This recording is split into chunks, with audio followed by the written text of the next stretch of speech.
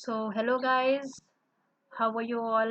आई hope आप सब बहुत अच्छे से पढ़ाई कर रहे होंगे, लॉकडाउन को अच्छी तरह से एंजॉय करते हुए अपनी स्टडीज़ को इम्पोर्टेंस दे रहे होंगे। We have done acids, bases and salts. So in this chapter, acids is completed in the summarization part also, and bases is also done. So all the summary regarding acids and bases have been done. The chemical reaction you can go through the actual session also.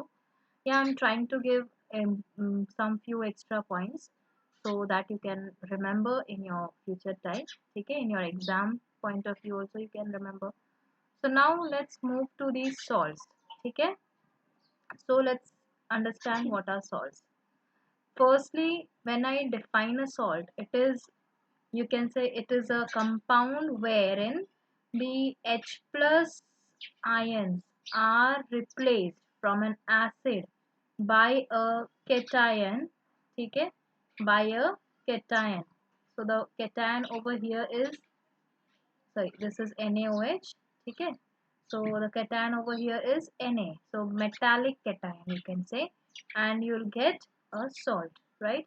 So you can just define it as the displacement of H plus via metallic cation. Is this clear? So one more thing which you have to remember about salt is that it is a neutral substance. What do you mean by neutral? We have seen, or we have studied about the pH scale. In that I have explained you that the pH of 7 is known as neutral. So why it is so? Because there is the concentration of H plus ion is equal to the concentration of OH minus ions. As how is it possible when it is NaCl? There is no H plus, there is no OH minus. So basically, basically this pH is observed in water. So when you add NaCl in water, okay, in water, both get ionized. That is, NaCl will be Na plus and Cl minus, Na plus and Cl minus. Along with this, H2O is ionized to H plus and OH minus. So here, if there is ionization of water leading to the formation of H plus and OH minus only, the other part is not forming any H plus or OH minus, then definitely the concentration of H plus will be equal to concentration of OH minus. Hence, the pH of the salt will be neutral. Is this clear? Okay. Now, the salt is a neutral substance produced from reaction of an acid and base. One more thing, we have categorized or classified the salt, right? So we say that Na2CO3 or NaOH, NaHCO3 is a basic salt, right? We say this as a basic salt. So how to say this? Because it is going to form NaOH when dissolved in water, which is a strong base, whereas CO3 is a CO3 is going to form H2CO3, which is a weak acid. I hope this is clear to you, right? Now, what about the next point? Next point say that the composed of the negative ion of an acid, that it is composed, as I said na, the salts are composed of the negative ion of acid and the cation, that is positive ion of the base. Clear hai? So this is what is exactly the meaning, that is, here I said na, the negative ion here and positive ion from the base. Clear? Now the next point over here is the neutralization reaction. That is, whenever an acid and base neutralize each other, they are going to produce salt, right? Next, what are the examples of salt? So there are many examples, KCl, Mj, so forth.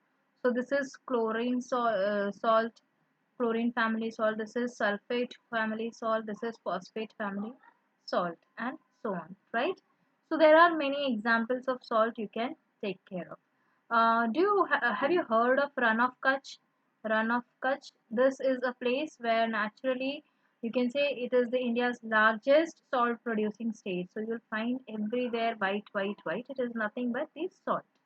Okay, so you also say it as a white desert. So we have also seen in our like regular lecture also, right?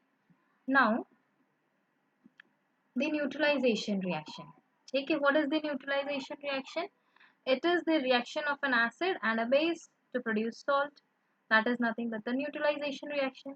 And this we have studied in acids also and in bases also. कि जब भी acid base के साथ react करेगा, it is going to produce a salt and a water. So that will be the neutralization reaction. Clear? So in this session, I have taken the example of H2SO4, which is a strong acid, and NaOH, which is again a strong base. So we have taken this. Okay, so this is a neutral salt. So neutralization reaction is where the acid and base react to produce salt. So you can just make a note of it. Okay, we have seen it many a times. So now the question is कि digestion में pH कहाँ कहाँ आता है. So see, what is firstly digestion? So digestion का मतलब होता है it is breakdown of complex food into simple food. This is nothing but your digestion. So when complex food is digested to simple food, there also in the process we require some medium, either acidic or basic. See, there is first step, that is mechanical digestion. How it occurs in the mouth by the process of chewing. Okay, so when we cut or chew the food, there is a mechanical digestion. After which the food is broken down into small pieces which is mixed with saliva, where in saliva you have salivary amylase which gets mixed in it completely and starts the digestion in mouth itself. Then the chemical reaction in which all the large molecules are going to get digested is known as chemical digestion. So there you can classify the digestion into two parts, mechanical digestion and the chemical digestion. Clear? Now after this, where all places there is pH, see in your mouth you have pH around 7, where you contain amylase in your saliva, or you can say salivary amylase, right? This this gets gets added to the food and starts digesting the carbohydrates or the starch and produces, along with digesting the starch or carbohydrates, and produces sugars. Okay, so in mouth it is pH of 7. Then in stomach, so in stomach, as we have HCl, okay, in produced in the stomach, the pH of stomach will be 2. Okay, so here in pepsin enzyme works at this pH. Okay, that is pH of 2, which is actually the you say product of HCl formation, right? The pH is due to the HCl formation, right? So the enzyme is going to work in this pH. Here, as I said, pepsin means the enzyme which is going to break the peptide bonds. Okay, so that is the enzyme. Hence, the protein is converted to amino acid. Okay, right? Then in small intestine, what is the pH? It is around 8. How it comes? So it basically comes by the addition of what? By the addition of bile juice. Okay? So here most digestion is complete. Mostly the digestion is almost complete. Okay? Now small molecules move downstream towards cells that use them, because after this there will be process of absorption, then you'll have assimilation, ठीक है, absorption, assimilation, then you have egestion. So there are 5 steps of digestion, that is from ingestion to digestion to absorption, then assimilation. So basically this starts from mouth, this at stomach and intestine, this again intestine and large intestine, small intestine, large intestine, assimilation is again large intestine, and then egestion through rectum and then anus. So these are the process, and here the pH will be, see, in mouth it will be 7, in stomach it will be 2, and in small intestine it will be 8. So remember these pH as well. Clear? Now, so this is the diagram where we actually know how the digestive system works and etc. Things like the from mouth it will start, the saliva which contains salivary amylase will keep the pH of the mouth to be 7, that is neutral. Herein the amylase can easily work upon or act upon the carbohydrates. Then the bolus created will be moved down to the esophagus, and here you have your stomach wherein you have acid production, that is HCl production. But since this is harsh, right, that is pH of 2 is very high, right, or you can say very strong acid. So that is why our stomach is having a protective layer of mucus also, so that these stomach cells can be protected. And then small intestine and the large intestine wherein the complete digestion occur here, and then absorption, assimilation occurs, right? So now this was all about the acids, bases and salts. But I would like to say some few more points regarding this. That is your very important things. That is the salts can be classified into two. That is acidic, basic, into three. Okay, basic and neutral. So you need to remember one thing. Those salt, acidic salt may you'll say on hydrolysis,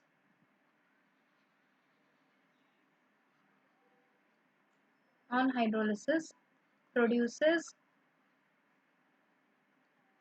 strong acid and weak base. ठीक है, basic salt में you'll say on hydrolysis produces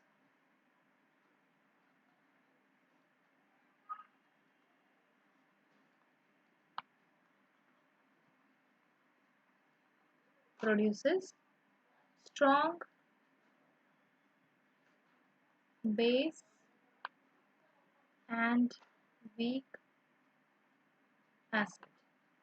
ठीक है, and in neutral both will be strong, that is acid and base both will be strong or both will be weak. Along with that, we have studied about the family of salt, right? So what are the family of salt? Family of salts are like cationic or anionic family, which I have discussed, right? After that, we have also seen some very important compounds. You need to remember them, that is the NaCl, NaOH, then you have your baking soda, that is NaHCO3. Process for the formation will be required for the washing soda, that is Na2CO3 dot 10H2O, because this is going to be produced by a complicated process or known as Solvay process. Okay, this is your baking soda. Then you have calcium oxochloride also, and we have discussed a lot about it. ठीक है, so calcium oxochloride के बारे में भी आपको पूछा जा सकता है regarding its uses. ठीक है, fine. And the last one, that is the POP, that is your plaster of Paris formed out of gypsum. ठीक है, so production can be asked. ठीक है, then yeah, the only thing which is asked from gypsum is going to be the production and the how it is produced and your this thing uses. Okay, so these two things has to be always prepared as you prepare for the compounds. Okay, so these are the very important compounds which basically out of the whole syllabus, these are the most commonly asked questions in your exams. How they are asked, what they will ask, I have already discussed to you in a whole length in your regular lecture also. So please go through those lectures and revise it again and again. So we'll meet in the next session. I'm ending up the session over here. So all the part that is the summarization part of the whole chapter I have done in this.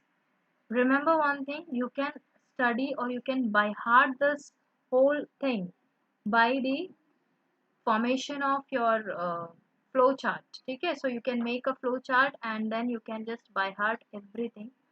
Okay, so by see flow chart I have told you in the regular lecture ki how the flow chart is basically made, right?